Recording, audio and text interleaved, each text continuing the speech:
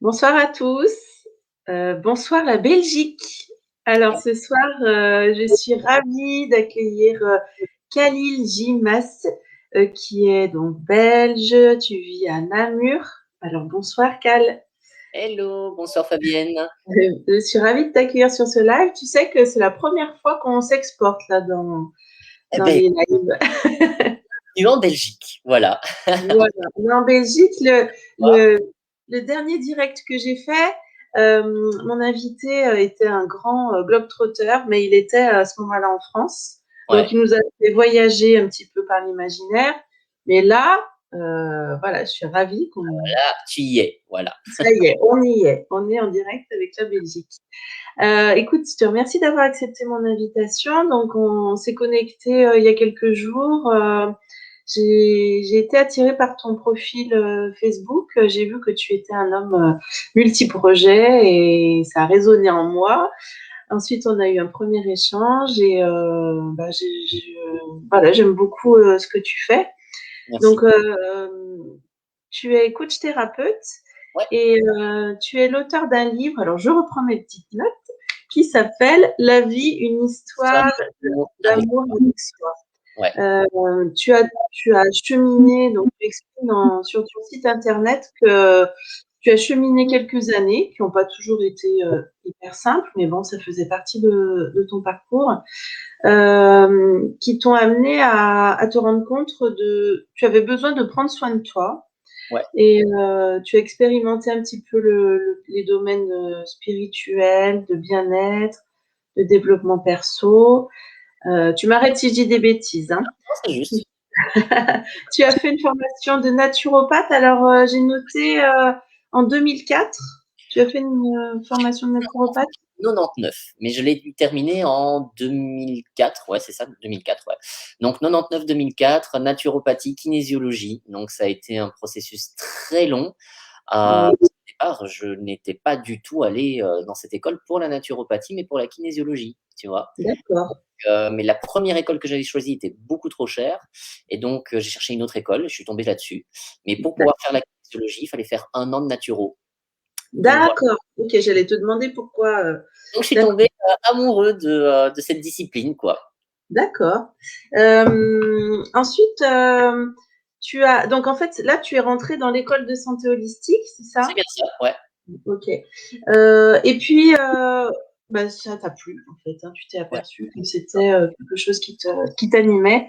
Mm. Tu t'es intéressé également à la PNL, Ouais, programmation neurolinguistique. Alors, ouais. au niveau du timing, c'était longtemps après. Au niveau du timing, c'était, bah, attends, hein, donc j'ai terminé en 2004 en naturo, donc ça devait être en 2000, ouais, c'est 2007 que j'ai commencé en fait la, 2007? Ouais, je crois, 2006-2007, quelque chose comme ça. Donc il y a aussi quelques années maintenant. Mais c'est un processus que j'ai fait en 2 temps, tu vois? Donc j'ai pas tout terminé d'un seul coup. Donc parce que tu as 2 années en fait en PNL et la deuxième année, je ne l'ai terminée qu'en 2016, donc il y a 5 ans. D'accord, ok. Tu t'intéresses également à la lithothérapie. Donc Non, ça fait très longtemps. Tu m'expliquais que ouais, tu ouais, étais ouais, très il y a jeune, très longtemps, ouais. Ouais, tu j'ai avais une commencé dizaine d'années. dans ça. Et puis j'oublie quelque chose de très important, c'est que tu as ouvert une boutique qui s'appelle World of Nature avec ta maman et ton meilleur ami. C'est ça, C'est une boutique de développement, enfin, en lien avec le développement personnel et le développement spirituel. tout à fait. C'est-à-dire que tu proposes des ouvrages qui traitent de ce sujet? Comment ça se passe? C'est ça, en fait, donc nous, notre état d'esprit, c'est que tous les chemins sont possibles pour aller à la rencontre de soi, tu vois. Mhm. Que ce soit le développement personnel, le développement spirituel. Alors, il y en a qui parlent d'ésotérisme. Alors, moi, j'aime pas forcément tout à fait ce mot-là, parce que je trouve qu'il est un petit peu hermétique et qu'il y a un côté un peu péjoratif, en fait, avec le temps, un peu trop occultiste, on va dire. Et donc, je préfère l'idée de développement spirituel qui amène plus quelque chose lié à la connexion de quelque chose peut-être plus grand que soi, hein, sans lui donner un nom. Et pour chacun, en fait, on va dire le chemin est différent. Mais ce chemin peut apporter beaucoup de sens à qui on est, peut soigner certaines choses en nous. Comme je disais, hein, pour moi, une de mes phrases fétiches, c'est ce qui fait sens fait soin. Et c'est vrai que on avait vraiment envie de laisser la porte ouverte à tous les chemins. tu vois? Sans pour autant, on va dire, baliser et dire: «Voilà, ça, c'est une voie qu'il faut suivre». Non, voilà, tout est possible, et donc nous, on est là surtout pour pouvoir conseiller au mieux les personnes dans leur chemin, dans ce qu'ils cherchent, dans ce qui fait sens pour eux, heu, Mmh. et ça fait à peu près maintenant presque 16 ans, en fait, que ça dure. Ah, c'est ce que je te disais en off, c'est que tout ce que tu as intégré au niveau de l'expérience, de la prise de conscience, tu l'as concrétisé, dans la matière en Ouais, créant en créant une boutique, en c'est ça. écrivant un livre, Mmh. maintenant en accompagnant des gens, ben, tu as pensé que c'était utile d'accompagner les autres en s'appuyant sur, ton vécu, ton expérience? Bah, si tu veux, c'est, pour moi, l'accompagnement a toujours fait partie quelque part de ma vie. Ça a toujours été quelque chose d'important, tu vois? Mmh mh. Sûrement parce que, moi-même, j'ai manqué parfois de cet accompagnement-là. Je me suis beaucoup cherché, savoir exactement, beh, qui j'étais, comment construire la confiance en soi, l'estime de soi, l'amour de soi. Ça a toujours été des questions qui étaient très floues. Je Mmh me mh. souviens la première fois que je suis allé, chez un psy, j'en suis ressorti un petit peu, pantois parce qu'il me disait: «Voilà, bah, vous devez apprendre à vous aimer et à avoir confiance en vous». OK, bon, payer 75 € pour ça, je me dis que c'était un peu dur parce que je me suis dit: «OK, Mmh mh. concrètement, on fait comment?» Tu vois? Donc je suis Mmh. ressorti avec plein de questions, pas de réponse. Je me suis dit: «Bon, bah, si moi je me pose cette question, ça veut dire que d'autres se posent la question», tu vois? Comment Mmh est-ce mh. qu'on fait pour apprendre à avoir confiance en soi, pour s'aimer et cetera? Et donc je me suis dit: «Ouais, accompagner les autres là-dedans, j'en ai vraiment envie», tu vois? Moi, ça m'a manqué, donc il y en a sûrement d'autres à qui ça parlera. Voilà. Alors si tu veux bien, on va remonter à ta genèse pour mieux comprendre un petit peu ton parcours. Donc j'ai lu sur ton site internet dans ta bio, que tu avais, et tu me l'as confirmé, baigné dans un milieu artistique. Tout à Tu es issu fait. d'une famille, Ouais. d'artistes. Je sais pas si tes 2 parents étaient artistes? Alors, bah, mon père a, toujours été d'une certaine manière un petit peu dans l'art, même si c'était pas vraiment son truc, mais il était quand même multipotentiel. Mais c'est surtout mes sœurs, en fait. Donc j'ai, une sœur qui est actrice à Paris, qui fait, le doublage de voix. Une autre qui a été, le plus jeune professeur de danse classique en France dans les années 80, tu vois? Donc Mmh mh. le milieu de la danse, du cinéma, et cetera, bon, ça a toujours été quelque chose qui me parlait. Moi, j'avais Mmh surtout mh. chanteur, tu vois? Donc j'avais vraiment envie Ah! et ma voix. Et voilà. Sauf que c'est vrai que le milieu artistique est un milieu qui est très rude, qui est très dur, Mmh avec mh. beaucoup de compétition. Et je pense qu'avec la sensibilité que j'avais, et avec aussi peut-être le manque de confiance que j'avais en moi, c'était pas forcément possible de pouvoir m'épanouir dans ce domaine-là. Tu vois? Il fallait devenir Mmh. très compétitif, très mordant. Oui, J'avais pas ce caractère-là, tu vois? oui, Et oui, ça me manquait en fait. Ça me manquait vraiment de pouvoir, avoir ces armes-là, quoi. Et j'aurais pas été capable à l'époque de pouvoir les utiliser à bon escient. Voilà. tu parles de chant, mais quand je suis allée découvrir ta page Instagram, j'ai vu des petits chaussons de danseur, moi. Si, ouais, ouais, ouais, j'ai fait de Aussi. la danse, j'ai fait à peu près 10 ans de danse, danse classique de par, Mmh. ma sœur aînée, hein, qui était professeure de danse classique. Et puis après, tout le reste, tout ce qui était possible. Tant que le corps pouvait s'exprimer, pour moi, c'était le plus important, tu vois? Donc c'était D'accord. vraiment quelque chose qui vibrait dans mon corps. Et donc voilà, quoi. Et donc ouais, ouais, la danse, ça fait partie longtemps de ma vie. Elle le fait encore, hein, mais Mmh. différemment. Voilà. Est-ce que tu penses que tout ce qui est, en lien avec le corps est c'est quoi? C'est un mode d'expression de soi? C'est, Alors, je te dirais ouais, c'est un mode d'expression et puis c'est aussi vraiment rester en connexion avec soi. Je pense que tu vois, mmh. le corps est vraiment notre boussole intérieure. Si on Oui. a tendance à ne pas être connecté à notre corps, on a tendance un petit peu à se perdre.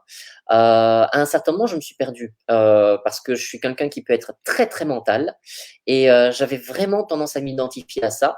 Et en fait, j'avais oublié que j'étais un kinesthésique avant tout. C'est-à-dire que je ressens beaucoup de choses et je me suis coupé en fait de ces ressentis-là et j'ai commencé à tout mentaliser, à D'accord. tout expliquer, tout décortiquer, chercher le quoi, le pourquoi. Je suis Mmh. une véritable encyclopédie et en oubliant justement que, il y avait d'abord un corps qui ressentait des Oui. choses et que parfois, Mmh. juste en étant à l'écoute de ce qui se passe là, tu as les réponses et tu as pas besoin d'aller chercher le quoi, le pourquoi et cetera, tu vois? Mais il m'a fallu beaucoup, beaucoup, beaucoup d'années avant de me reconnecter à ça. Mmh. Je crois que ça fait que à peu près, 3 ou 4 ans seulement que je suis à nouveau reconnecté à ça. Donc il y avait vraiment eu, tu vois, une déconnexion totale, qui était sûrement nécessaire, hein. Donc c'était, très, très chouette de pouvoir, aller voyager dans le domaine de l'information, mais le Mmh kiné mh. qui a repris sa place et c'est devenu quelque chose de primordial, vraiment primordial. Donc je pense, ouais, c'est important de rester en connexion avec ça, quoi. Le besoin d'écouter ce qui se passe dans le corps, le besoin de Oui. le faire aussi s'exprimer. Voilà. Je me suis fait la même remarque que toi quand j'ai commencé à m'initier au yoga. Moi, cette crise, elle est salutaire dans le sens où, tu vois, je me suis découverte sur plein de plans et voilà, particulièrement la reconnexion au corps. Moi, je l'ai découverte avec le yoga. Mmh, Tu sais, le fait tu vois, sur des certains étirements, d'aller un peu plus loin. tout à fait. Ça m'a fait à la fois travailler le mental et puis le physique et de ressentir chaque partie du corps. Enfin, c'était quelque chose, moi aussi, que j'avais coupé en étant beaucoup dans le mental. Et je me dis qu'on est quand même dans une société où le mental est favorisé, si tu veux. Ben, on nous apprend surtout ça, à être connecté à ce mental-là, ça devient un véritable Oui, paramètre, hein. Tu vois, un paramètre de réussite, un paramètre oui, aussi de protection. c'est Ce qu'on ça. te dit, quand tu comprends les choses, théoriquement, tu en guéris. Alors moi, je ne suis pas forcément d'accord avec ça. C'est une partie, hein, comprendre est important, ce n'est pas que ça. Et c'est vrai qu'on se cache derrière ça. Donc, c'est vrai que je te comprends. Comme toi, j'ai trouvé que cette période de confinement a été une bénédiction pour beaucoup de choses et entre autres se reconnecter d'autant plus au corps. Moi, ça a été vraiment une période où j'en ai profité, tu vois, même au niveau nutritionnel, au Oui, niveau de mmh, certaines habitudes que j'avais prises malgré tout par facilité et que tu te oui, dis, ouais, c'est le bon moment pour nettoyer, quoi. exactement. Ouais, ouais, j'ai ressenti ça aussi, un besoin de se purifier, comme une préparation à autre chose. C'est ça, exactement. Ouais, voilà. Et ben, tu vois, c'est ça qui est intéressant, c'est qu'après, tu peux avoir une lecture autre de la Mmh. situation, tu vois. Donc, au départ, tu as une D'accord. lecture un peu plus concrète, hein, tu fais attention à ton corps, etc. Puis après, tu peux le voir effectivement comme une préparation à autre chose. Alors, quoi, on ne sait pas forcément quoi, mais je Mmh. trouve ça intéressant, effectivement, d'avoir cette lecture un petit peu, tu vois, un peu en métaposition, quoi, en Oui, observateur. oui, c'est Euh, exactement. et se dire que voilà, il y a peut-être quelque chose, des choses qui bougent et de toute façon, je pense que ça nous invite à une prise de conscience à plusieurs niveaux, C'est sûr. heu, que ce soit au niveau écologique, que ce soit au niveau économique, que ce soit au niveau personnel, que, nous sommes tous interreliés et que quelque part, bah, en en changeant ce qui se passe chez toi, ouais, tu peux commencer à changer ce qui se passe autour de toi. Tu vois? Enfin tout ça, j'ai toujours été convaincu. C'est une des raisons pour laquelle la naturopathie m'a plu, tu vois? Ce côté, holistique, que, Exact. c'est un grand tout, quoi. Je vais revenir à ton enfance, si tu veux bien. Donc, tu as baigné dans un milieu artistique et un milieu quand même, donc du coup, très ouvert puisque tu m'as parlé d'ésotérisme, ton intérêt pour les pierres. Est-ce que pour toi, est-ce qu'on quand on est jeune, on est capable d'assimiler déjà les plans subtils? Est-ce que ça t'a fait peur au départ? Est-ce que du coup, c'était naturel puisque tu as toujours baigné dedans? Quelle a été ton approche? Alors, je vais te dire, c'est assez étonnant parce que tu vois, en fait, je crois que ça s'est surtout ouvert au moment où mes parents ont divorcé, parce que mon père n'était pas très ouvert à ce genre de choses. En plus de ça, étant réunionnais, il avait quand même, enfin, ouais, je suppose qu'il a toujours, beaucoup de superstitions, tu vois? Ma mère avait Mmh. un côté beaucoup plus ouvert, en fait, curieuse et Mmh. et donc je dois dire que moi, je suis rentré dans ce domaine-là, tout à fait naturellement. C'est même pas elle qui m'a poussé, c'était peut-être plus moi qui étais, curieux de savoir ce que c'était et donc ça me fascinait. Voilà, j'étais, convaincu, alors je sais pas expliquer comment, parce qu'à 10 ans, comment tu peux expliquer ça? Qu'il y avait d'autres choses autour de nous, tu vois? Mmh mh. Comme je t'avais dit aussi, bah, à l'âge de mes 10 ans, j'ai développé des, je veux dire des flashs de voyance, voilà. Je savais pas ce que c'était juste que ça se présentait à moi et puis ensuite j'expliquais et donc ça correspondait à la réalité, en tout cas de ce que je voyais Mmh et mh. bah, c'était un peu déstabilisant au départ. Tu te dis: «Tiens, c'est bizarre, quoi», mais ça ouvrait à autre chose, quoi. Donc non, c'est pas du tout quelque chose qui m'a fait peur. Au contraire, ça m'a fasciné et ça m'a donné envie de creuser un peu plus, en fait, savoir ce que c'était exactement, tu vois? Et là, je crois que le côté, plus mental a repris le dessus. Justement, comprendre, essayer aussi hem comment dire? De concrétiser aussi ça, de comprendre dans la matière comment ça fonctionnait, tu vois? Donc, Mmh mh. alors la réflexion n'était pas aussi poussée à l'époque, mais elle est devenue de plus en plus, ça c'est certain. D'accord. Alors je fais une petite pause, pour te dire parce que comme je suis très bien organisée, je ne t'ai pas expliqué. Mais donc, on est en direct là sur Facebook, ça tu sais, Ouais. mais les personnes commentent en parallèle. Donc, moi, je me suis mis en double écran. Mmh. Donc, je te propose qu'on salue les personnes qui nous regardent déjà. Bonsoir. Et voilà. Donc, je ne sais pas si toi, tu es en double écran sur Facebook, mais donc, il y a Eric qui nous dit coucou, mon cher Eric. Il y a Alexandre Fernandez. Je ne sais pas si tu connais, si c'est quelqu'un qui te suit. Comme ça de nom, je ne saurais pas te dire. Enfin, je suis plus Je sais visuel pas. Il qu'auditif. te demande, il te pose une question. Il dit, est-ce que tu travailles dans une boutique énergétique à Namur? Bah, oui, on va dire ça, oui. Voilà, donc il doit sûrement te Sûrement reconnaître, ouais. visualiser. Voilà. Donc n'hésitez pas à poser des questions en commentaire. J'ai un œil dessus. Maintenant que je sais comment ça marche. Voilà, donc moi je suis en double écran. Voilà, c'est tout bon. Donc voilà, donc tu as baigné dans un milieu artistique qui était déjà voilà, très ouvert sur les mondes subtils. Tu as cheminé, tu as recommencé à prendre soin de toi, te reconnecter à ton corps. Tu Mmh. as étudié la naturopathie, la kinésiologie, la PNL. Et puis, tu t'es lancé, donc c'est devenu ton activité en fait.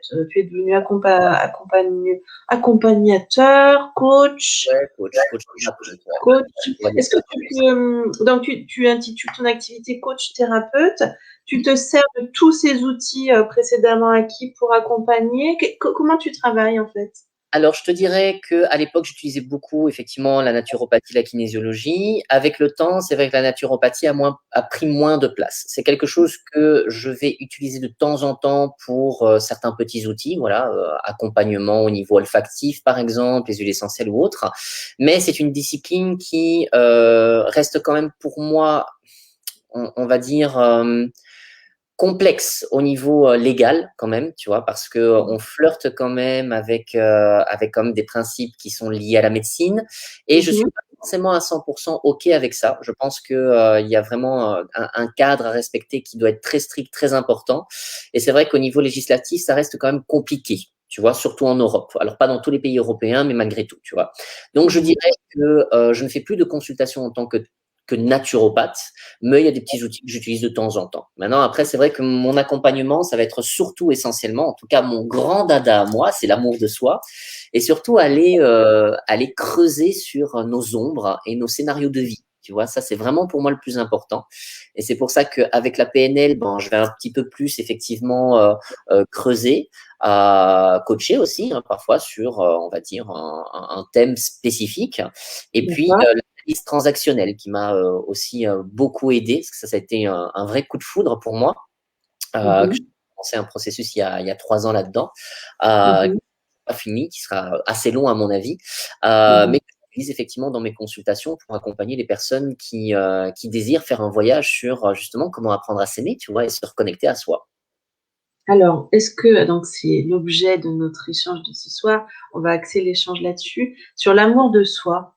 Mmh. Euh, Moi, ce qui me questionne, c'est vrai qu'on arrive tous un petit peu à ces réflexions sur la confiance en soi, sur l'amour. Est-ce que ça veut dire que je vais même mettre de côté l'aspect éducatif, Mmh. je vais plutôt mettre en avant l'aspect sociétal. Pourquoi on a tous cette sensation-là, à partir d'un certain âge, où on conscientise mieux les choses, de ne pas s'aimer suffisamment, de ne pas avoir suffisamment confiance en soi. Tu vois, j'ai même pas envie de jeter la pierre aux parents. Je pense que c'est sociétal en fait. On n'est pas dans cette culture de positivisme, de positiver les enfants. Tu vois, on pointe toujours ce qui va pas.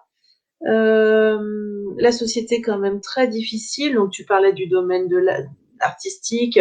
Enfin, le monde du travail, il est aussi très difficile. Il faut sans arrêt faire ses preuves, Ouais. être toujours le meilleur. Donc, j'ai l'impression qu'on doit jouer un personnage, tu sais, d'être super fort, super mentalement, machin, d'assurer de partout, d'être un homme ou une femme parfaite, machin. On sait très bien que ça n'est pas possible. Mmh. Euh, mais on passe tous par là en essayant de donner une image, voilà. Mais on se fait mal, quoi. Tu vois, Tu sais, alors c'est intéressant la manière dont tu amènes la question. Donc, d'un côté, je vais répondre d'abord à ta question sur le côté Vas-y. sociétal. Mmh. Je crois que de toute façon, on devra revenir sur le côté éducatif malgré tout, parce que c'est lié. Alors, c'est vrai qu'on est dans une société qui est ultra violente. Tu vois, quoi Oui. qu'on en dise, c'est très violent. Que ce soit, essentiellement avec notre rapport à nous, tu vois, quand on voit tout Mmh. ce que la société nous renvoie, c'est on doit tout le temps être dans la performance. Et entre autres, Mmh. récemment, tu vois, donc j'ai un compte Instagram et de temps en temps, tu vois, je regarde un petit peu ce qui se passe chez les autres. Et je m'étais dit, tiens, ce serait intéressant de taper en fait dans la barre de recherche amour de soi pour voir ce qui sort. Et automatiquement, la première chose que j'ai vue, c'est que c'était essentiellement que des comptes féminins qui étaient liés à l'amour de soi. Il y avait très peu de mecs qui en parlaient en fait. Je me suis dit, tiens, c'est quand même étonnant, tu vois. Mmh. Et finalement, en fait, pour les mecs, ce qu'on voit, c'est que l'amour de soi est surtout lié à l'idée de la réussite. Donc, pour eux, c'est à partir du moment où ils sont dans une réussite, dans une espèce de performance, dans leur travail en tant qu'entrepreneur, et cetera, on pourrait dire que c'est une forme d'amour de soi, tu vois? Et effectivement, hein, je pense que c'est, une façon de s'aimer que de réussir, une société dans laquelle tu te sens bien, de réussir, ton taf, et cetera. Mais les nanas, c'est automatiquement, en fait, l'image qui est touchée, tu vois? Et je me suis dit: «Waouh, ça c'est» quand j'ai vu ça, je me suis dit: «Putain, c'est quand même violent, quoi», tu vois? Et donc ouais, il y a un phénomène qu'on voit dans la société, mais je pense que ça se voit dans la société parce que déjà au niveau de l'éducation, il y a un problème. Alors effectivement, il n'y a pas à traiter la faute au niveau des parents, hein, finalement. Ils suivent un peu le oui. Exactement, et eux-mêmes, je veux dire quand tu vois Mmh. comme les générations précédentes, ça a été très violent aussi pour eux, très dur. La façon d'être éduqué n'était pas du tout la C'est ça. même que celle d'aujourd'hui, tu vois? Et je Mmh. pense qu'aujourd'hui, il y a tellement de choses qui changent au niveau de la société, parce qu'on ne se reconnaît absolument plus du tout dans, ces anciens schémas, mais on n'a C'est pas ça. encore construit les nouveaux, tu C'est vois? ça. On se Mmh. rend juste compte qu'il y a quelque chose qui va pas et qui nous Mmh. renvoie justement à cette image de soi finalement. C'est quoi être un homme? C'est quoi être une femme? On ne sait pas, tu vois? On se rend compte Mmh. des choses qui nous paraissent pas justes, qu'on a envie de remettre, on va dire, de manière équilibrée, mais on ne sait pas encore vraiment comment, tu vois? Et je pense que, comme tu dis, à partir d'un certain âge, on se rend compte qu'il y a quelque chose qui va pas. Oui. On a essayé de donner une image que la société attendait de nous, que les copains attendaient de nous, que la famille attendait de nous. C'est ça. Pourquoi? Par besoin de reconnaissance finalement, tu vois? Mmh. Parce qu'on se rend compte que ce qu'on attend, c'est d'être aimé. Et malheureusement, parfois, ça nous fait faire, on va dire, des choses qui sont pas forcément tout à fait justes pour nous. C'est-à-dire qu'on est tellement prêt à se faire aimer qu'on est prêt à se brader, tu vois? Mmh mh. Et je pense qu'apprendre à s'aimer, c'est déjà arrêter de se brader. Ça, c'est vraiment pour moi quelque chose d'important. En tout cas, moi, c'est, C'est ce que c'est, voilà, une de mes, heu, une de mes prises de conscience, tu vois? Où j'avais tendance à aller chercher chez les autres et surtout dans mes relations sentimentales, ce que je pensais qui me manquait. Et en fait, c'est juste mmh. pas conscient que j'avais ces capacités-là, que je pouvais en fait me le donner moi-même, Mmh mh. je ne vais pas attendre que l'autre le fasse. Parce que souvent, quand tu attends que l'autre le fasse, ce que tu es en train de faire, c'est de lui donner tout ton pouvoir, tu C'est vois? ça. Et Mmh tu mh. finis par te perdre. Et je crois que justement, par rapport à la société d'aujourd'hui, c'est un peu ça. C'est on met notre pouvoir à l'extérieur et on a oublié Mmh qu'il y a mh. quelque chose de super important en nous, qui est là tous les jours, mais on n'est pas toujours conscient qu'on l'a, tu vois? Et je pense que c'est là où justement un coach, un thérapeute, un psychologue peut aider à accompagner la personne à se reconnecter à ça. Super. Du coup, quand tu accompagnes, quelqu'un, donc c'est vraiment on vient te voir vraiment sur cette question-là ou, sur les questions de confiance en soi, d'amour de s ouais? Ça va dépendre, ça peut être pour tout, en fait. Alors, moi, tu vois, je pars de la vie que tout ce que nous vivons est la représentation de la quantité d'amour que tu as pour toi. OK? Mmh C'est-à-dire mh. que ce soit, ton état de santé, que ce soit un job qui te plaît ou pas, que ce soit des conflits familiaux, amoureux, et cetera. Ça te renvoie toujours à cette notion de, finalement, comment tu t'aimes. Parce que si Mmh. par exemple, tu vois à nouveau pour faire un parallèle avec ce que je vivais moi dans le passé, dans mes relations sentimentales, je me rendais compte que j'étais prêt à accepter beaucoup de choses, quitte à avoir mal, pour me dire: «Ouais, mais c'est pas grave, je suis quand même aimé», tu vois? Et en Oui. fait, ce que je me rendais compte, c'est avec le temps, c'est que finalement, bah oui, ok, je croyais recevoir une forme d'amour. Alors c'était un amour qui était un petit peu bancal, hein.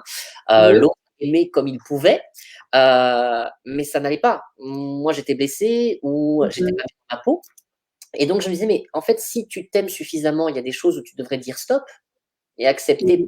peut-être qu'il faille faire le deuil de ça, tu vois. Mmh mh. C'est pas toujours évident, hein, parce que des fois tu tires sur la corde en te disant non, ça va s'arranger, ça va aller mieux, etc. Et je me suis dit, mais en fait, c'est comme ça pour tout finalement. Tu vois, quand Mmh. tu es dans un job qui te plaît pas et que tu continues à y rester, que tu sais que ça ne te plaît pas et tu sais que tu continues à y rester, il y a, Oui. tu vois. Et là, je me dis, mais tu t'aimes pas encore suffisamment. Alors sûrement qu'il y a des peurs, etc. Tout ça, tu vois, c'est des choses qu'on peut voir lors de l'accompagnement. Mais Mmh. si tu t'aimais suffisamment, tu te dirais, écoute, non, ça va pas. Agis, fais quelque chose, prends une décision, mais n'accepte pas de continuer à te torturer comme ça. Tu vois. Donc tu accompagnes sur un plan, comment dire? De conscientisation des choses, en fait. Comment dire? Heu, Ça va pas être un coaching de vie, ça va être vraiment sur l'attitude, sur, ouais, ce comportement, d'apprendre à s'aimer, d'apprendre à dire non, d'apprendre à se respecter et cetera. Tu vas pas, comment dire? C'est vrai que pour arriver à une vie, fluide, harmonieuse, moi j'ai constaté qu'effectivement ça passe, par, voilà, savoir dire non, Mm. se respecter sur, tous les plans, et en plus, voilà, il y a pas de c'est pas pour autant qu'on exclut du monde, pas du tout. Non, En non, fait, du tout, du tout. à chaque fois qu'on se positionne dans une situation, moi je trouve que ça fait vachement de bien, quoi. On arrête de s'enliser dans des trucs tout pourris qui durent 107 ans, quoi. On dit bon bah là, je ressens bien que c'est pas le truc, et puis on accepte le truc, quoi. On arrête de faire semblant, de se mettre dans le déni. On le sait très bien quand quelque chose ou une situation, une personne nous convient ou pas. Donc, voilà, quand on arrive à être aligné dans les choses qui nous conviennent et à exclure ce qui ne va plus, franchement, moi, c'est ce que j'arrive à faire aujourd'hui et c'est le bonheur, quoi. Bah, c'est exactement ça, c'est quand tu es capable à un certain moment de te rendre compte que, bah, le pouvoir, il est en toi, la puissance, elle est en toi, tu peux décider en fait de ce que tu veux, de ce que tu ne veux pas.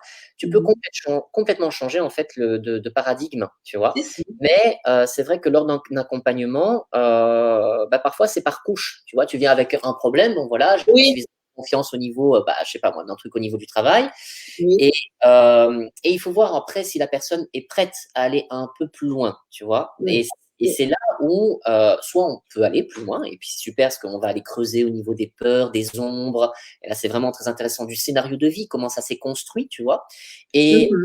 soit parfois, bah, ça s'arrête là, hein. La personne a pris ce qu'elle avait besoin, c'est-à-dire juste avoir les ressources nécessaires par rapport à l'objectif, qu'on s'était donné lors de la séance et puis ça va pas plus loin. Mais je dirais que le travail est plus intéressant parce que tu vois, le problème, c'est que souvent, le problème que tu as, par exemple, dans un domaine, tu vas avoir tendance à le transporter ailleurs. Mmh Parce mh. que même si tu trouves les ressources nécessaires pour, par exemple, faire face à ce que tu as besoin au niveau du travail, je pense, personnellement, en tout cas de ce que j'ai pu remarquer, que souvent ça vient toucher autre chose et que comme tu ne viens pas en fait le travailler dans un sujet, tu vas le déplacer sur un autre, tu vois. D'accord, Et intéressant, oui. donc, par exemple, mettons ton problème de confiance en toi. Ok, tu as un problème de confiance en toi dans le travail. Bon, bah, ça va un peu mieux de ce côté-là. Mais il va ressurgir peut-être au niveau de ce qui se passe dans ta relation sentimentale, tu vois. Ou Mmh peut-être mh. au niveau d'une somatisation. Donc, on voit beaucoup de D'accord. personnes qui finalement, bah, elles finissent par somatiser parce qu'elles n'ont pas écouté ce qui se passait. Elles sont allées chercher des ressources, tu vois, pour pouvoir travailler, pour être performantes, pour aller bien. Mais après, au-delà de ça, il y a un autre problème, tu vois. Alors, c'est pas systématique. Mais souvent, on finit quand même par le voir. Alors, pas directement, mais quelques années plus tard. Tu vois, quand la personne finit par trop avoir cumulé certaines choses. D'accord. Oui, oui. Quand on est dans le déni, on va reporter donc, cette chose inconsciente sur, différents pans de notre vie Bien sûr, bien sûr. où voilà, on croit qu'on l'a réglé, puis en fait on le reporte, sur autre chose et cetera. J'ai une question qui me vient, par rapport aux ombres. J'ai quelque chose moi qui me questionne depuis quelque temps sur, tu sais les notions de bien et de mal, chez l'humain. Donc là, on part sur autre chose, mais Ah, qui super me intéressant, vient. Est-ce que il me semble que nous sommes des êtres de dualité, faits de dualité, bien sûr. que socialement, eh bien, on met en avant le côté bénéfique, mais ce Mmh. côté maléfique, entre guillemets, parce que c'est pas très bon, c'est pas très joli, mais enfin, il est planqué dans l'inconscient.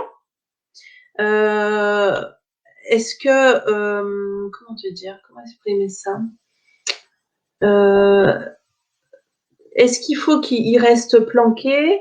Est-ce que, en fait, ça fait partie des normes? Alors, je sais pas, je ne fais pas un appel au meurtre. Non, non, ce que je veux dire, c'est que est-ce qu'un être, du coup, entier, euh, peut exprimer ses deux parts, ou est-ce qu'on est, à ton avis, fait juste pour traverser la vie en montrant toujours cette face angélique, sachant que. Non, justement, surtout pas. C'est-à-dire que oui, on est fait de dualité, et je prends ce qui est important, c'est de prendre conscience en fait de ces différents espaces, tu vois, qu'effectivement, dans notre société, ben, on aime cette idée d'être face à des personnes bienveillantes, etc. Et c'est génial, effectivement. Mais parfois, ça nous arrive hein, d'être des véritables chameaux, d'avoir envie de trucider l'autre, etc. Et en fait, d'avoir ces émotions ou ces sensations en nous, c'est OK. C'est juste de savoir en fait où se place la limite entre, on va dire, ce que je ressens et un passage à l'acte. C'est aussi ce qui va déterminer aussi notre santé mentale, tu vois. Mhm. Est-ce que je suis simplement névrosé? Est-ce que je suis dans des états limites? Est-ce que je suis plutôt dans une psychopathie? Et là, c'est intéressant de pouvoir voir justement qu'il y a des personnes qui n'arrivent pas à mettre de frontières, et c'est le propre, on va dire, de quelqu'un qui va être effectivement touché par une psychopathie. Il n'y a pas de frontières, tu vois.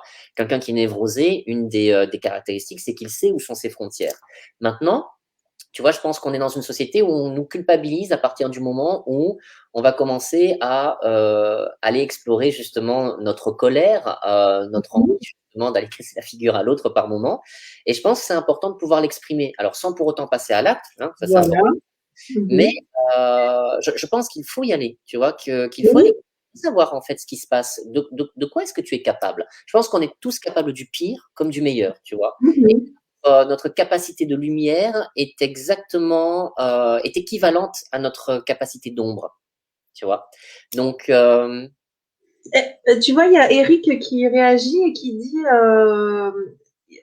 enfin, il dit d'être des chameaux ou des hérissons. Bon, en fait, il veut dire on choisit d'être dans le bien ou le mal, mais est-ce qu'on doit, euh, encore une fois, c'est extrémiste, en fait, tu vois, est-ce qu'on a le droit d'aller explorer des émotions, voilà, la colère, tout ça, parce que si tu veux, dans cette société qui devient complètement uniforme, tu as l'impression qu'il faut être, voilà, pour être parfaitement intégré, d'être parfait, en fait.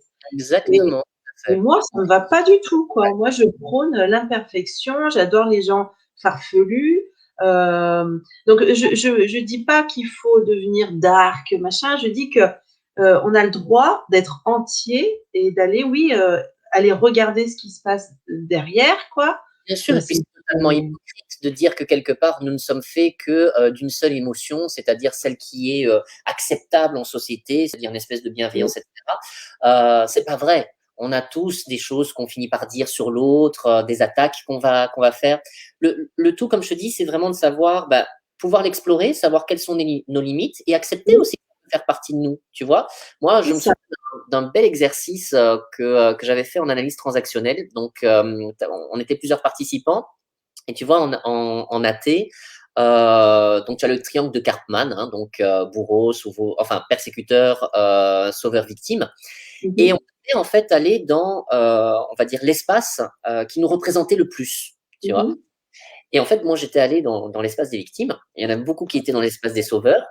Et j'ai une pote qui était là, une de mes meilleures potes, qui me regarde et qui me dit qu'est-ce que tu fais dans ce groupe-là? Parce qu'elle était du côté des persécuteurs. Et je fais ben, comment ça?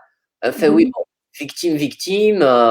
Et en fait, elle m'a fait prendre conscience que finalement, effectivement, face à une situation, j'avais tendance à me positionner comme une victime, hein, c'est-à-dire oh là là, on est en train de m'attaquer encore une fois, naninana.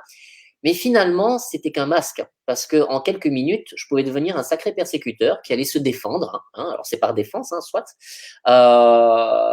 Et je me suis dit: «Ah ouais, c'est vrai que c'est intéressant, je voyais pas ça», tu vois? Et ça m'a fait prendre conscience que bien sûr que on a tous un côté persécuteur, on a tous un côté qui est pas forcément, OK pour la société, tu vois? Mais Mmh il mh. faut être Mmh. OK avec soi, chez soi, tu vois? Le fait d'avoir pu accueillir cette partie, bah, Oui, c'est moi, juste, c'est tu vois? ça, en fait. C'est exactement ça. C'est le fait, d'avoir exploré ces ombres Ouais, qui fait, que tu deviens plus entier parce que tu sais de quoi, sur quoi comment tu es fondé, en fait. C'est super, exact exactement. important, quoi, et ça veut pas dire que après tu choisis de cultiver ce que tu veux, en fait, mais C'est là où quand tu justement, c'est ramener la conscience en fait. Tu vois? oui, C'est exactement, ouais. si j'avais pas eu conscience de ça, j'aurais Oui. continué à agir comme une victime et finalement qui persécute Mmh les mh. autres, qui finit par attaquer, qui ci, qui ça et qui retourne la tête. Et c'est là où c'était super intéressant parce que ça m'a permis en fait de pouvoir utiliser quelque chose en conscience et me dire: «Mais est-ce que j'ai Mmh. vraiment envie de me positionner comme ça?» Et à partir de ce moment-là, j'ai pu prendre conscience que, finalement, je pouvais être très facilement dans l'attaque et j'avais pas forcément toujours envie d'être là-dedans, tu vois? Mmh Et donc mh. de développer plus de bienveillance, tout en sachant que parfois il y avait des limites et qu'à partir du moment où mes limites étaient dépassées, il pouvait se passer quelque chose, tu vois? Mais je pouvais l'assumer. Il y avait moins de culpabilité aussi par rapport à ça. Oui, c'est une fois que tu as conscientisé la chose et bien après, c'est comme si c'était validé, tu vois ce que je veux dire? C'est ça, bah, c'est un espace en toi, tu sais que ça existe, Oui, tu sais aussi quand tu peux y rentrer, quand tu peux en sortir. Tu n'es pas prisonnier de cet oui, espace. c'est Et c'est ça. ça le problème avec l'ombre, tu vois? C'est que souvent, on est prisonnier de nos propres ombres parce qu'on n'a pas envie de se l'avouer, qu'on est comme ça. Et Mmh. c'est dommage parce que c'est ça qui nous empêche, en tout cas pour moi, dans ma vision, de nous aimer complètement, tu vois? Tout à fait. Et l'ombre fera toujours partie de nous, mais tu rapportes plus d'amour là-dessus. Et est-ce que tu penses que quand on n'a pas exploré ça, du coup, on est susceptible de le projeter inconsciemment sur l'autre, les Ah oui, autres? oui, oui, bien Mmh. évidemment. Parce que, ce sont des parts en fait qui sont, c'est vraiment une zone aveugle pour nous et d'une Oui, manière ou d'une autre, on va le renvoyer à l'autre. c'est Le ça. propre de l'humain, c'est qu'il cherche à être reconnu. Mais de quelle manière? C'est pas toujours de manière positive, mais tant qu'il est reconnu, c'est ça l'essentiel. Même en faisant des choses qui sont parfois très violentes. Mais c'est une Mmh façon de mh. se faire aimer, encore une fois, tu vois? Mais c'est de l'amour tordu, on va dire. Voilà. Un amour qui n'est pas forcément, c'est un amour qui devient toxique, voilà, pour C'est soi et ça. pour les autres, hein. Mmh mh. Si vous avez des questions, des remarques, n'hésitez pas à commenter. Est-ce que, par rapport aux ombres, comment est-ce que si la personne est volontaire à faire ce travail, comment est-ce que tu parviens à, j'allais dire, à les faire émerger, enfin à travailler, à faire travailler la personne dessus? Comment? Ça va être d'abord par une écoute active au niveau, d'abord de ce qui se passe au niveau émotionnel, tu vois? Mmh mh. Puis on va aller un petit peu, creuser sur les croyances que nous avons, parce que c'est vraiment D'accord. là que ça se joue, sur nos croyances, limitantes et Mmh par une série de questions, on va commencer à faire émerger, on va dire, les croyances qui sont en dessous, tu vois? Vraiment les croyances racinaires. Donc il y a celles, qui sont, on va dire, de surface, hein, les croyances un petit peu, bah, les histoires qu'on se raconte et dont on tombe amoureux, hein, qui nous font du bien. On se dit: «Ouais, voilà, la vie, c'est comme ça, moi, je crois ça, nin nin». Mais derrière ça, il y a une autre façon de penser. Et souvent, en fait, tu te rends compte que c'est là où il y a toutes les croyances limitantes, les croyances racinaires. Alors, quand on parle de croyances racinaires, c'est souvent celles qui nous viennent aussi soit d'événements traumatisants ou de choses qui nous ont vraiment impactés émotionnellement, ou mh. encore ce qui vient de la famille, tu vois? Et là, on va encore une couche en profondeur où on est vraiment avec ce qu'on appelle le noyau du scénario de vie, c'est-à-dire tous les messages inconscients qui ont été, véhiculés par, nos éducateurs, par la famille, par nos parents Mmh et mh. on a complètement, introjecté, quoi. Donc à partir de ce moment-là, on sait qu'on peut commencer à aller chercher ça et puis on remonte ça à la conscience, quoi. Après, c'est pas forcément un chemin évident, hein, pour, Oui, changer c'est ça. ce que j'allais te demander, oui. Ouais, voilà. Ce qu'il y a Mmh. derrière, c'est que, si tu veux, donc c'est, souvent il y a des interdictions, en fait, au niveau des croyances, tu vois? Les croyances Mmh limitantes, mh. des interdictions et donc on va devoir travailler sur les permissions, se redonner des permissions et Mmh surtout mh. la permission d'être infidèle au fonctionnement familial, tu vois? À sortir de la loyauté, Et ça, c'est souvent le plus compliqué pour une personne, c'est d'exister tout en trahissant en fait le fonctionnement familial. J'ai 2 choses qui me viennent. Je t'ai dit, hein, tu sais, je suis connectée, je reçois les alors 2 choses. Les croyances limitantes, je crois que c'est l'objet de ton live de fin de semaine, vendredi, je crois. Ouais, Ouais, ouais, tout à cool. fait. Alors, tu peux nous en dire 2 mots? Tu vas aborder cette question donc en direct sur Facebook, c'est ça? Voilà, c'est ça. Donc, vendredi, je fais un Facebook Live sur les croyances. Donc, le but est justement un petit peu de comprendre, ben, c'est quoi d'abord une croyance? Pourquoi est-ce que nous avons ces croyances? Comment ça fonctionne? Et aussi, comment est-ce qu'on peut en sortir? Et qu'est-ce qui se passe une fois qu'on a travaillé sur ces croyances-là? Donc, au travers, on va dire, ben, ça va durer plus ou moins 3 quarts d'heure, 1 heure. Je Mmh. vais un petit peu aller explorer justement ces différents espaces et donner en tout cas de l'information pour bien comprendre comment ça fonctionne et surtout, encore une fois, sortir des culpabilités qu'on peut avoir. Parce que tu vois, le gros problème, c'est que souvent, quand on travaille là-dessus, on porte un poids, un énorme poids au niveau de la culpabilité de se dire, mais j'arrive pas à le changer, tu vois. Et Mmh. c'est normal parce que c'est compliqué, ça vient vraiment toucher des choses très, très profondes et Oui, nos habitudes aussi, parce que nos c'est ça. croyances permettent de renforcer en fait les habitudes que nous avons, hein, Mmh. et les habitudes renforcent aussi nos croyances, hein, c'est quelque chose qui va dans le même sens. Et donc, c'est comment est-ce qu'on fait aussi pour changer ça, pour changer ces habitudes qui peuvent changer nos croyances, comment changer nos croyances qui vont changer nos stratégies et nos comportements. Donc voilà quoi. Donc c'est un peu ça que je vais voir pendant 1 heure. Ça va être chouette. Ouais. Euh, Après, tu nous diras hein, comment il faut pour te contacter, tout ça, mais j'ai encore une remarque. Est-ce que ces questions en fait, tout ce travail sur soi pour arriver à s'aimer complètement, etc., est-ce que c'est aussi un travail sur accéder à une forme de liberté intérieure? Je pense. Tu sais, une de mes devises, alors j'ai 3 devises. Donc la première, c'est la vie, une histoire d'amour avec soi. La deuxième, c'est la relation doit sublimer une vie, mais non pas la pourrir. Et la troisième, c'est se choisir une vie de liberté. Tu vois. Alors bon, après, c'est très vaste la liberté. Qu'est-ce que c'est la liberté? Mais je pense que c'est d'apprendre justement à vivre un peu plus libre de nos fonctionnements ou de nos schémas. Tu vois. Et à partir de ce moment-là, oui, je pense qu'on peut apprendre à mieux s'aimer, à aimer la vie et puis à mieux aimer l'autre aussi. Parce que si tu Mhm. n'aimes pas suffisamment, je crois que la qualité de ce que tu donnes comme amour à l'autre, voilà, c'est discutable. Oui, je comprends. Du coup, Cal, alors est-ce que tu travailles, tu as un cabinet? Comment est-ce que tu reçois les personnes? Euh, je reçois des personnes en fait en cabinet, donc bah, généralement toute la journée. Mhm. Donc je suis donc en consultation 3 fois par semaine. Tu vois, le reste du temps, bah, j'entrecoupe avec tout ce que j'ai autour, donc que ce Oui, soit la boutique, l'écriture, les Facebook Live, Instagram, etc. Parce que ça demande quand même beaucoup de temps. je Donc, confirme. mais donc voilà, donc je consacre ce temps-là 3 fois par semaine à la thérapie en fait. D'accord. Donc tu es présent, sur Facebook, Instagram, tu as un site internet. Je sais pas si si tu apparais sur YouTube, je Oui, oui, oui, oui, j'ai une chaîne YouTube, hein, qui tu as une s'appelle chaîne Histoire YouTube? d'amour avec soi. Donc voilà, où là, on peut revoir tous les lives directement, ou parfois aussi, je donne des mini clés, hein, donc quelques vidéos, Mmh. quelques minutes sur un point en particulier pour avoir un outil concret. Alors moi, ce que j'aime bien, c'est justement avoir des outils concrets. Donc voilà quoi. D'accord, donc par contre, du coup, je suis en train de me dire que si on veut travailler avec toi, on peut pas, tu fais pas de visio, Oui, oui, tu bien sûr, si, si? si. Ah Oui, si, si, d'accord. oui, c'est possible, bien sûr, bien Bah évidemment. oui, parce que quand même, on se dit: «Bah non, alors, nous maintenant, on a envie de travailler avec toi, mais on peut pas parce qu'on est en Bah, tu France».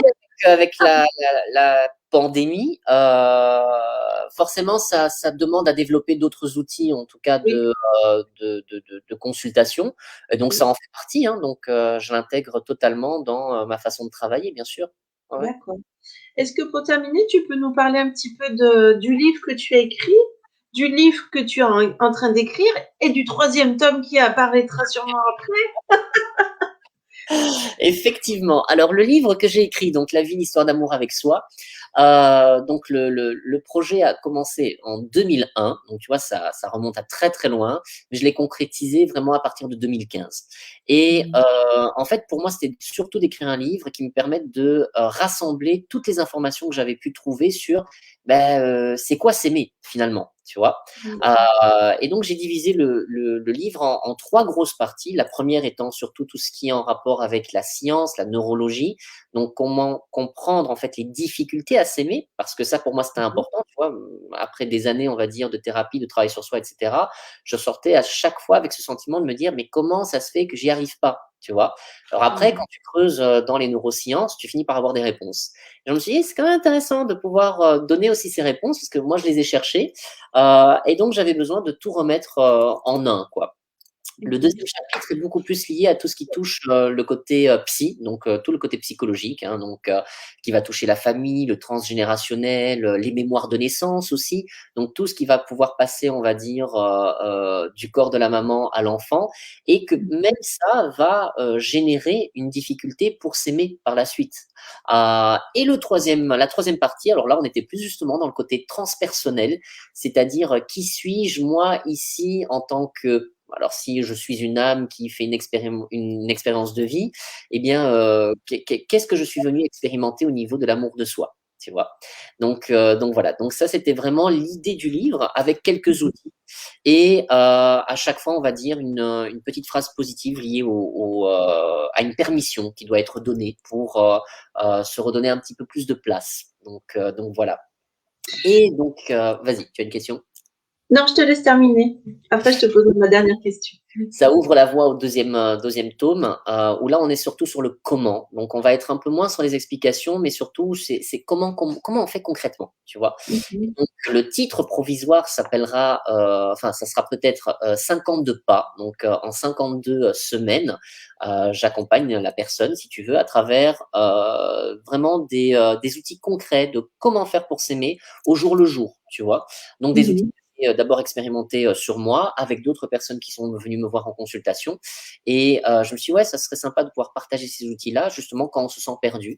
Alors, on peut très bien le faire en suivant un outil par semaine, comme on peut piocher aussi en fonction de ce qu'on a besoin, tu vois. Mais là, je suis encore en pleine écriture de ça. Et le troisième tome, ça nous amène à la vie est une histoire d'amour avec l'autre. Et comment gérer justement les relations amoureuses, tu vois, où on est Mmh. souvent dans la culpabilité entre comment est-ce que je fais pour me respecter, mais en même temps être dans une relation amoureuse, tu vois, Ah, souvent. je veux le lire, je le veux. Ah, je veux. Oui, oui, j'ai appris à m'aimer, je veux savoir comment faire avec les ah oui, super. Et oui, c'est la relation avec l'autre, c'est l'ultime, Ah ben ouais, oui, pour moi, c'est la réussite de l'accomplissement. Si tu veux, quand tu as réussi à te sentir bien dans ta vie, après, tu peux accueillir l'autre de façon saine, quoi. Voilà. c'est ça. Et réussir cette relation, ça, Ouais, ouais, voilà. c'est exactement ça. À partir du moment où tu as appris ce que c'était tes ombres, peux mieux accueillir les ombres de l'autre. Mmh. Ouais, c'est ça. Donc, en fait, est-ce que tu penses que pour rentrer en relation, il faut toujours faire moi j'appelle ça le petit ménage intérieur, mais c'est vrai, pour avoir une belle qualité de relation, ça nécessite quand même de travailler un peu sur soi? Ouais, je le pense. Tu sais, la plupart des gens que je vois autour de moi, enfin pour beaucoup de couples que je vois, sont des couples qui sont souvent malheureux parce que, ils se connaissent déjà très mal personnellement et ils viennent ramener en fait dans leur propre couple toutes leurs blessures, tu vois? Mmh mh. Et c'est là où en fait même les blessures de l'enfance vont se rejouer. Alors que je te dis pas qu'en plus de ça, il y a des enfants qui arrivent par la Oui. suite. Ça Mmh. réveille encore plus toutes ces blessures-là, hein, tout ce qui s'est passé au niveau, de l'enfance et ça devient un nouveau théâtre de jeu et je pense que c'est très important pour amener justement, comme on le disait tout à l'heure, hein, amener une société où il y a plus de conscience, Mmh heu, mh. c'est nécessaire justement de faire son ménage intérieur. Sans Mmh quoi, mh. tu amènes aussi toutes tes poubelles et c'est pas forcément le mieux.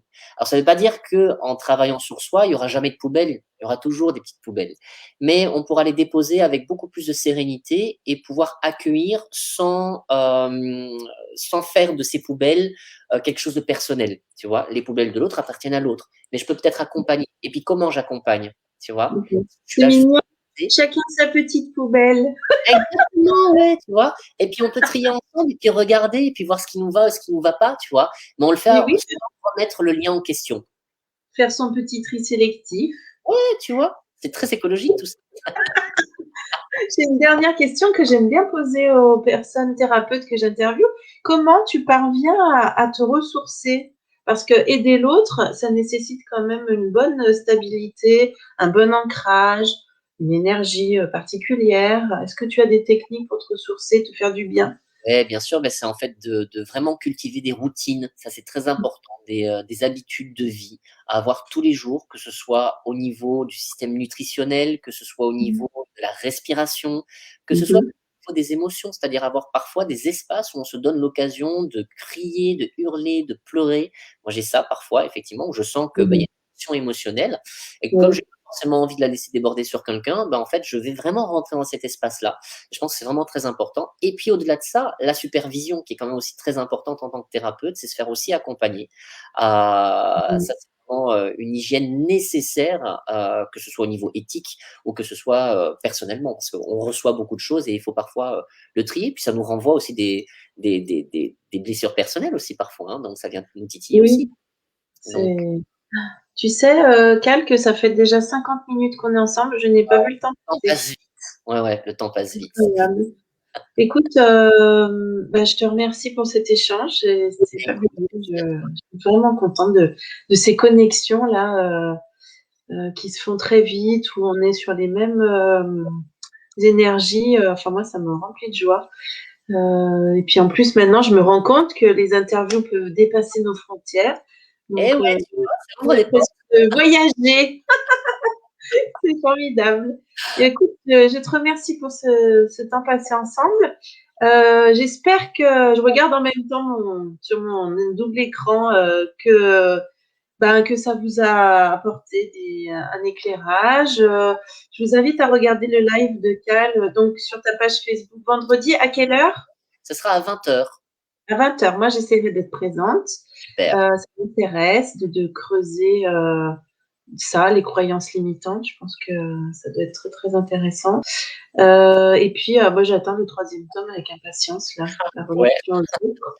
j'y bosse, voilà.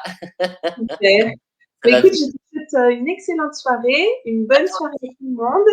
Et Ouais. puis, moi, je te retrouverai vendredi. Ah, oui, Eric. Donc, Eric nous dit il y a des pépites dans le discours.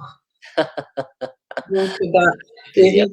Eric, merci beaucoup. Merci. Si tu veux nous préciser, ça sera super. Sinon, on prend les compliments. On adore ça. Je te Ouais, remercie, Cal. Je t'embrasse. Je te souhaite très une belle bientôt. soirée. Merci. À Bonne bientôt. soirée à tous. Ah, si.